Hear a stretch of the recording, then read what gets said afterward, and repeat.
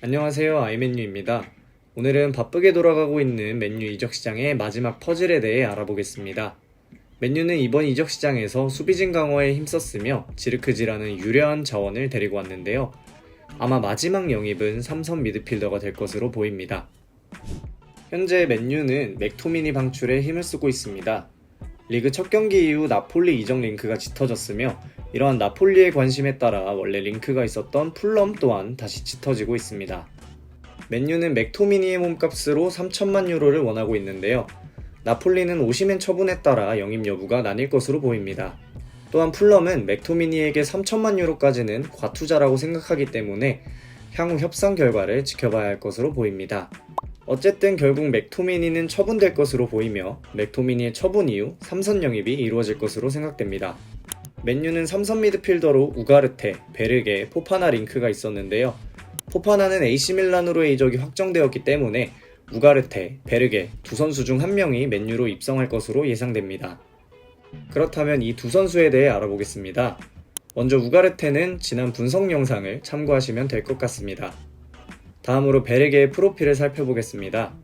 베르게는 노르웨이 출신의 98년생 26살의 선수로 195cm라는 키에 압도적인 피지컬을 가진 선수입니다.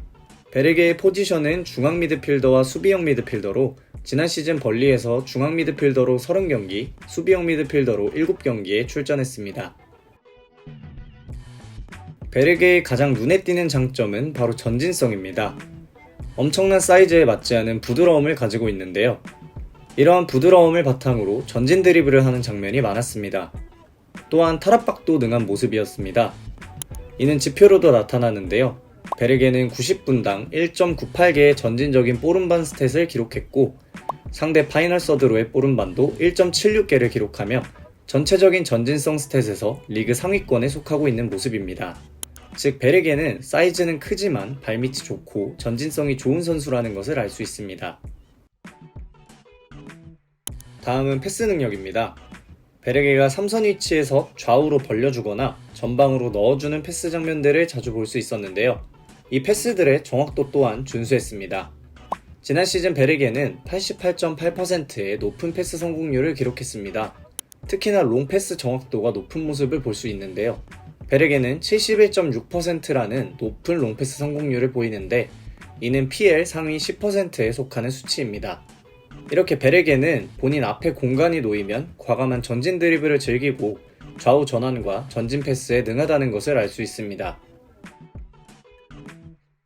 베르게의 가장 큰 특징이죠. 바로 피지컬입니다. 베르게는 압도적인 신체 조건으로 인해 경합 상황이나 세컨볼 싸움에서 좋은 모습을 보이는데요. 경기 장면들을 보았을 때 베르게가 상대 선수들에게 바짝 붙어 경합이 이루어지면 피지컬 싸움에서 우위를 점하며 볼 소유권을 되찾는 장면들이 많았습니다. 또한 키가 워낙 크기 때문에 공중볼 경합에서도 장점을 보이는 베르게입니다. 지난 시즌 베르게는 54.4%의 볼 경합을 기록했는데요. 이는 상위 약 20%에 속하는 준수한 수치입니다. 공중볼 경합 성공은 90분당 1.95개, 성공률은 57%라는 높은 수치를 기록하고 있습니다. 하지만 베르게는 사이즈에서 오는 필연적인 둔함이 있습니다. 베르게의 지난 시즌 최고 스프린트 속도는 35.9km로 최고 속력은 뒤지지 않으나 가속력은 다소 떨어지는 느낌이었습니다. 이 때문에 수비 전환이나 상대 역습 상황에서 큰 장점을 보이지는 못했습니다. 제 개인적으로는 본인의 떨어지는 민첩성을 신체 조건으로 메꾸는 느낌이었습니다. 특히나 맨유는 공수 간격이 넓기 때문에 볼을 빼앗겼을 때 빠르게 수비 전환으로 들어가야 하는데 이를 잘 해낼 수 있을지는 개인적으로 의문부호가 드는 선수입니다. 종합하자면 베르게는 제 개인적으로 느끼기에 기본기 탄탄하고 볼을 잘 다룰 줄 아는 맥토미니 같은 느낌이었습니다. 또한 6번 롤보다는 8번 롤에 더 가까운 선수이지 않나 라는 생각입니다. 때문에 만약 맥토미니가 방출되고 베르게가 영입된다면 한 단계 업그레이드 되는 상황이 되지 않을까 조심스레 예상해봅니다. 개인적으로 3선 영입은 전술적인 선택에 따라 나뉠 것으로 생각됩니다.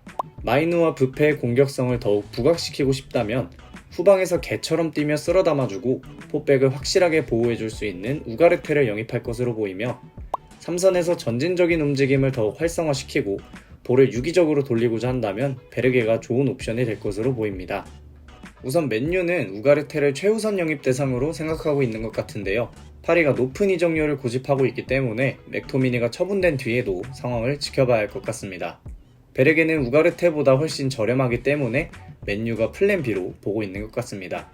아마도 맥토미니가 처분된 이후에 우가르테 딜이 무산된다면 베르게 영입 소식이 빠르게 올라오지 않을까 예상해봅니다. 만약 베르게가 적은 이적료로 지출을 아껴 맨유로 오게 된다면 내년 여름 이적 시장에서 에더마튼 영입에 힘을 쏟으면 좋을 것 같습니다. 네, 이렇게 해서 오늘은 맨유 이적 시장의 마지막 퍼즐이 될 것으로 예상되는 삼선 미드필더 소식과 산데르 베르게에 대해 알아보았는데요. 여러분은 우가르테와 베르게 둘 중 누가 맨유로 올 것으로 예상하시나요? 댓글로 여러분의 생각을 남겨주세요. 오늘 영상이 유익하셨다면 구독과 좋아요 한 번씩 부탁드리면서 저는 다음 영상에서 찾아뵙도록 하겠습니다. 시청해주셔서 감사합니다.